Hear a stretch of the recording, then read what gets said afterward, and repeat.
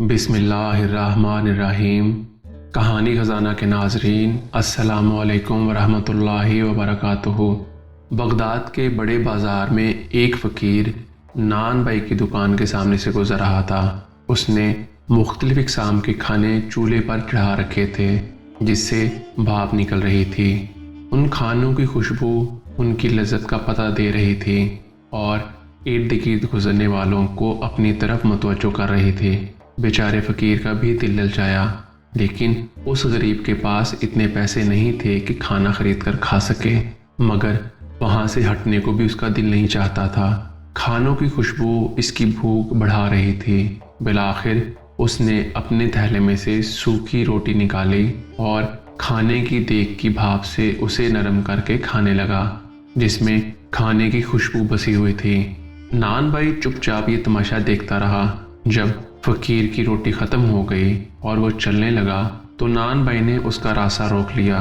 क्यों वो मुश्तंडे, कहाँ भागा जाता है? ला मेरे पैसे निकाल। कौन से पैसे? फ़कीर परेशान होकर बोला। अच्छा, कौन से पैसे? नान भाई ने एक एक लफ्ज़ चबाकर बोला।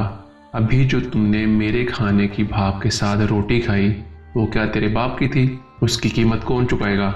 अजीब इंसान हो तुम। वो भाप तो उड़कर हवा में मिल रही थी। अगर मैंने उसके साथ रोटी खाकर खुद को बहलाने की कोशिश की तो इसमें तेरा क्या चला गया है जिसकी मैं कीमत अदा करूं? फ़कीर ने परेशान होकर कहा। बस बस, अब इधर उधर की बातें मत कर। मैं तेरी जान हरगिज़ नहीं छोड़ूंगा। मैं अपना माल वसूल करके ही रहूंगा। नान भाई ने उसका गिरेबान पकड़ लिया। फ़कीर बेचारा परेशान हो गया कि इस हट्टे कट्टे नान भाई से किस तरह जान छुड़ाए। उनकी तकरार बढ़ती जा रही थी कि बहलोल दाना उधर से गुजरे और उनके करीब रुककर उनकी बातें सुनने लगे। फ़कीर ने अपना हमदर्द समझकर सारी बात उन्हें सुनाई तो वो नान भाई से बोले, भाई ये तो बताओ, क्या इस गरीब आदमी ने तुम्हारा खाना खाया? नान भाई बोला, नहीं, खाना तो नहीं खाया, मगर मेरे खाने की भाप से फ़ायदा तो उठाया है ना। मैंने उसकी कीमत मांगी है, लेकिन इसकी समझ में ये बात ही नहीं आती। बिल्कुल दुरुस्त कह रहे हो भाई। बहलोल दाना ने सर हिलाया और अपनी जेब से मुट्ठी भर सिक्के निकाले।